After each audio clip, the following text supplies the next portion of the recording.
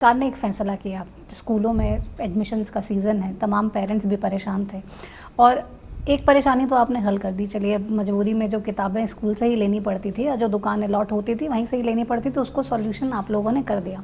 Admission फ़ी को लेके भी लेकिन पेरेंट्स बहुत ज़्यादा परेशान हैं क्योंकि बहुत भारी भरकम एडमिशन फ़ीस आजकल स्कूलों में देनी पड़ती है। क्या इसको लेकर कोई आप लोगों का विचार है कि इसको कैसे कंट्रोल किया जाए, इस पर कुछ?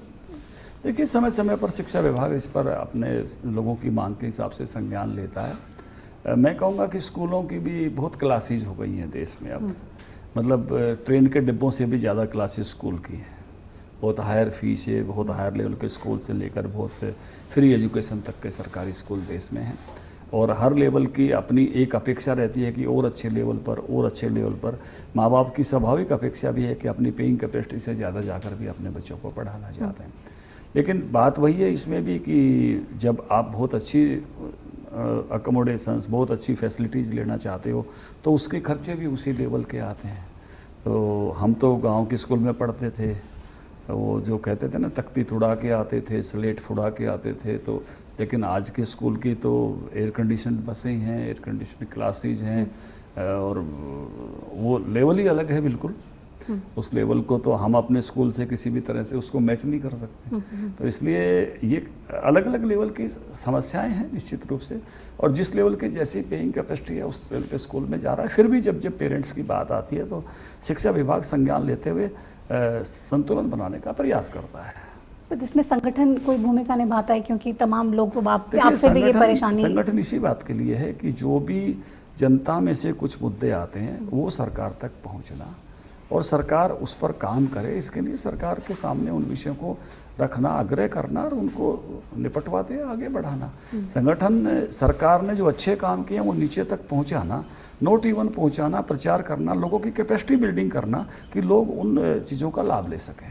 तो भी 2.5 साल हो गए, संगठन सरकार को कितने नंबर देता है? देखिए, मैं ये कहूँगा कि कोरोना के काल के बावजूद भी जो मैं जिन बातों से प्रभावित हूँ, मैं दोनों सरकारों की एक तरह से बात करूँगा। देखिए, जब कोई व्यक्ति जवान होता है ना, उस समय कुछ सपने लेता है। हम एक सपना लेते थे कि कहीं भी झगड़ा होता था, लड़ाई होती थी तो सबसे पहले कहते था, अमेरिका कहता था अभी रोकिए, मैं अपने सिटीजन्स को निकाल रहा हूँ। हम कभी भारत का हम नहीं देखते थे, हमको लगता था हमारा देश कब करेगा। अभी यूक्रेन से एक एक विद्यार्थी को हमने निकलते देखा, हमारा सीना गर्व से जुड़ा हो गया। इसी प्रकार से हम देखते थे कि इजराइल और अमेरिका पर कोई हमला करता था, आतंकवादी कुछ भी अटैक करता था, वो उसके देश में जाके मार के आते थे। आज हमको भी इस बात का गर्व है, हमारे यहाँ कोई छेड़छाड़ करके जाता है, उसके अंदर जाके ठोक के आते हैं। इतने कोरोना में अभी मैं इनके पास बैठा हुआ था, हेल्थ मिनिस्टर साहब के पास, मांडविया जी के पास। उन्होंने कहा कि धनखड़ जी, ओमिक्रॉन में भी उतने लोग मरे हैं दुनिया के बहुत मुल्कों में जितने पहले वाले वो डेल्टा जो था उसमें मरे थे। हम इसलिए बचे कि हमारे यहाँ वैक्सीनेशन बहुत बड़ा हो गया था। बहुत अंदर से बहुत ऐसी फील आई कि कितना बड़ा काम हमारे प्रधानमंत्री जी ने, हमारी सरकार ने किया है। इतने बड़े देश को वैक्सीनेटेड कर दिया, इतनी मात्रा में वैक्सीन बनना, लगना, दुनिया को देना, ऐसी अचीवमेंट्स पर गर्व होता है साहब। एक समय था जब मेरे पहली फ़ोटो ट्रिब्यून अखबार में छपी थी, जब मैं कॉलेज में पढ़ता था, 370 के विरोध में धरना देते थे और 370 मेरे सामने टूट रही है साहब। राम जन्मभूमि के लिए हम 90 में गए थे वहाँ रेल में, और रास्ते में गिरफ्तारियाँ हो रही थी। मुझे आज भी वो दृश्य याद है, राम लला हम आएंगे, मंदिर वहीं बनाएंगे, सौगंध राम की खाते हैं, हम मंदिर वहीं बनाएंगे। आज मंदिर बन रहा है। यानी आप इस 3 दशक में ही 30-32 साल में वैसा बदलाव होता हुआ देख रहे हैं। तो बहुत सारी चीज़ें ऐसी हैं। गरीब कल्याण की बातें हर सरकार कहती थी, इंदिरा गांधी भी कहती थी गरीबी हटाओ, लेकिन आखिरी व्यक्ति तक चीज़ पहुंचना, ये अभी हम देख रहे हैं। जो चीज़ उसके लिए आती है वो उस तक जाती है। और बेटरमेंट की बातें सरकारें सोच रही हैं कि और बेटर डिलीवरी कैसे हो। सोशल सिक्योरिटी पहले हम बाहर सुनते थे दुनिया के मुल्कों में, आज आयुष्मान कार्ड, आज अटल पेंशन योजना, आज ये जीवन ज्योति सुरक्षा, सरकारें पैसे दे रही हैं साहब। हरियाणा सरकार पैसा दे रही है, क्या ये सब आपकी हम करेंगे। जीवन समृद्धि के लिए सोशल सिक्योरिटी यहाँ बढ़ रही है। तो कितने बदलाव आज हो रहे हैं, जिसके कारण से लगता है कि जो बातें हम पहले दूसरे मुल्कों की देखते थे, सुनते थे, उस बेहतरी की तरफ आज हम बढ़ रहे हैं। केवल हम बढ़ रहे हैं इतना नहीं, दुनिया के बहुत सारे मुल्क हमारी तरफ देख रहे हैं कि हम इतने अच्छे रास्ते पर हैं कि वो कैसे फॉलो कर सकें, या हमारा स्थान ऐसा बना है कि हम निर्णायक भूमिका निभा सकते हैं।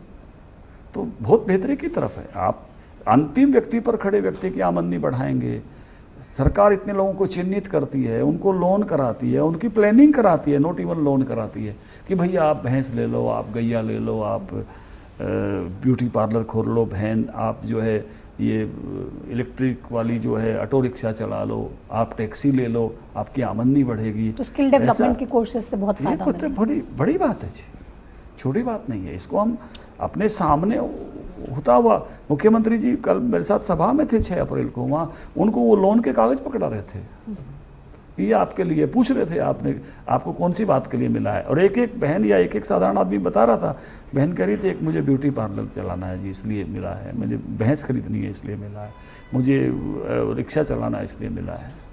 ये और ये यानी कोई मांगने आया ऐसा नहीं, देने गए हैं।